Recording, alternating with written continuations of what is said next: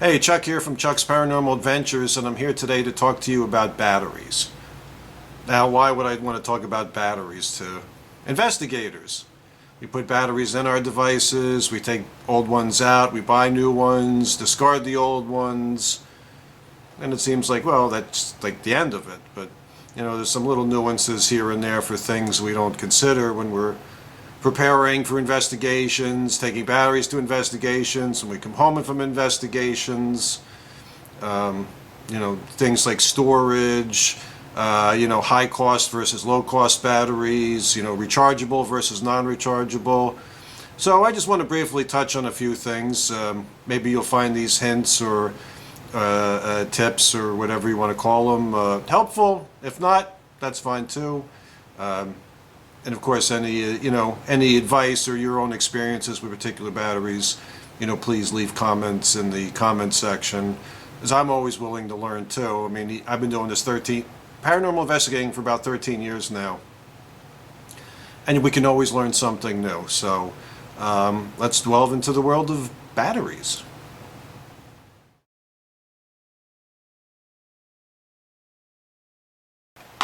So the first thing I'm going to talk about is storage of batteries. Now, how simple can storage be? Listen, up until Christmas time this year, this was my basic way of carrying batteries with me. A baseball card box. I would put batteries in there. I'd put AAAs in this little plastic type of container, and I'd put AA's in this. And I'd have like 3 or 4 boxes of each, and I'd throw 9 volts in and maybe a couple C's for flashlights, and just throw them in the battery box. Then I'd have too many batteries. Then I'd have a second battery box. Then I'd go on an investigation, and at some point during the investigation, I put fresh batteries in. Something goes south. Is it a bad battery? Did the appearance of a spirit drain the battery, or did its energy somehow cause the battery to malfunction? It could be any type of reason why a battery will all of a sudden fail during an investigation. Then you need extra batteries. So what I've always done for the longest time, I got the battery box, but I throw batteries in cases, my backpack, a carry bag during an investigation. And I'm not going to sit there and take time. Let me make sure I keep my bad batteries that I pull out in another pocket, or I'll just toss them someplace and I'll deal with it when I get home. And then I'm sure, like a lot of you, like myself, you get home from an investigation and the last thing you're thinking about is, let me go through and check my batteries to see if they're good or not. So this past Christmas, my daughter decided to get me something. She said, "Dad, this is going to help you with your batteries. You won't be carrying around all those different boxes and everything. You'll know where everything is." So I said, "Well, that's great." So for Christmas, she got me this handy dandy battery case. And I'll leave a link in the description where you can get this on Amazon. But this really is a lifesaver. I mean, not only is there space in here for a ton of batteries, but it also comes with the battery tester, which will test your AAAs, AA's, 9 volt C's, D's, everything except the flat, round lithium-ion batteries, if you need those for anything in particular. So why is this a good case to have?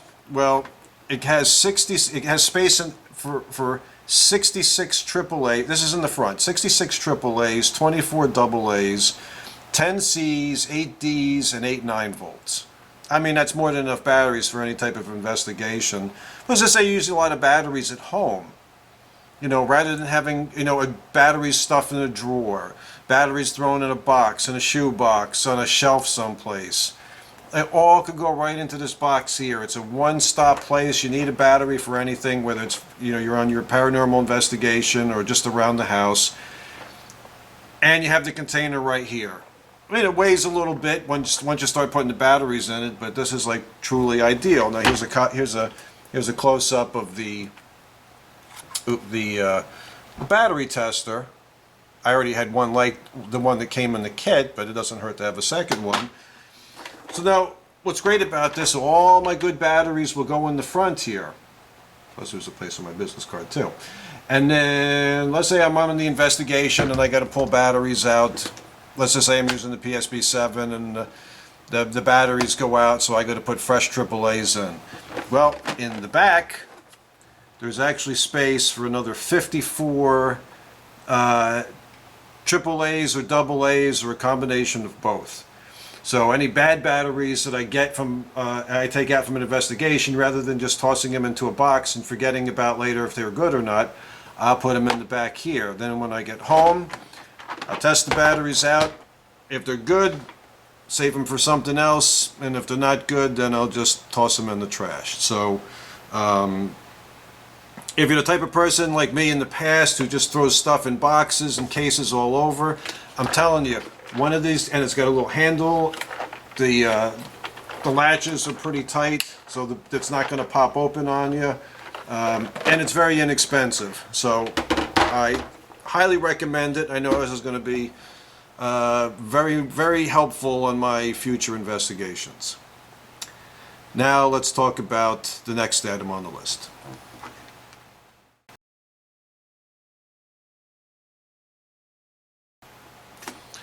Right, so a question I often get from some people is, what type of battery should I use? Should I use the high-cost Energizers and Duracells? Or, can I get away with using, let's say, the lower-cost batteries, the Kodaks, the Evereadys, the Rayovacs? And it's actually a little bit, I go with a little bit of both. And here's why. Actually, I'll use an example. So I have an Ovilus X. I used it, loved using it 90% of the time, 95% of the time. You can't figure rhyme or reason from it. That's a whole nother story. But in the beginning, I used to use the Energizers for the Ovilus X, worked fine. Then over time, I went over to the Kodak because it was available in the ShopRite. They were cheap, sometimes often on sale, so I said I'll use these. These are fresh batteries, and they're a lot cheaper than the Energizers. And they would work for a while, but then all of a sudden my Ovilus X started acting up, and I thought, oh, okay, it's the device is several years old now, so it's just probably fixing, because I was just using the low cost batteries on it. So I'd even asked about could it be repaired? Probably not. So one day, I think it was about a year ago, for kicks, I said, let me just throw some Energizers in it. Why I didn't do it before, I don't know. I throw some Energizers in it, and bingo, it kicks right in, and it works like the first day that I got it. So I would say with your high-end item devices that you use your Energizers, use your Duracells, the higher cost batteries. I think that the voltage, and I'm not like an expert in the field, but I think the voltage that comes from these batteries will hold longer, because if you have to use 3 Kodaks, if a battery, if you're not getting your, let's say your full 5 volts or 4.5 or whatever it is, if one of these just slips a little bit, then your item's not going to work. But I would say that for your high end items. Now for things like flashlights, kids' toys that we use to interact with, EM pumps, the PSB7, or a Shack Hack, or another type of portable radio that we use for communication. By all means, use the Rayovacs and the Evereadys and the Kodaks. It's not like those are items that are going to stay on, with the exception of the EM pump. But do you really want to spend a lot of money for batteries to put in an EM pump? It's just going to sit out there and put out, EM energy into the air. It's not there to interact with anything. You're not going to get any information from it. It's not going to tell you if there's a possible spirit there or not. So why are you going to waste good batteries on an item like the EM pump or your flashlights? And you shouldn't just have one flashlight. You should have 2 flashlights with you if you're going about.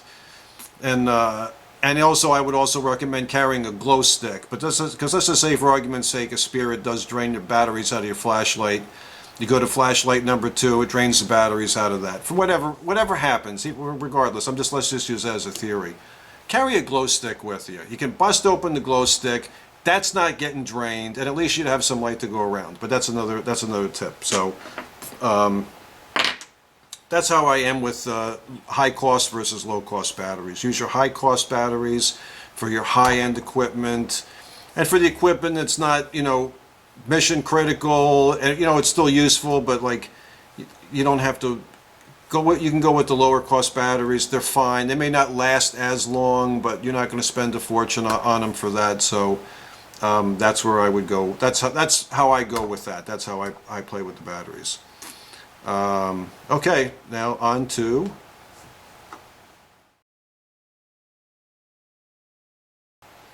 all right. So now it's, should I use regular batteries or should I get rechargeables? Well, again, for your higher end equipment, definitely stick with the Energizers and the Duracells, but I would stick with the regular batteries. You don't necessarily have to get those on rechargeables, and those are obviously much more expensive.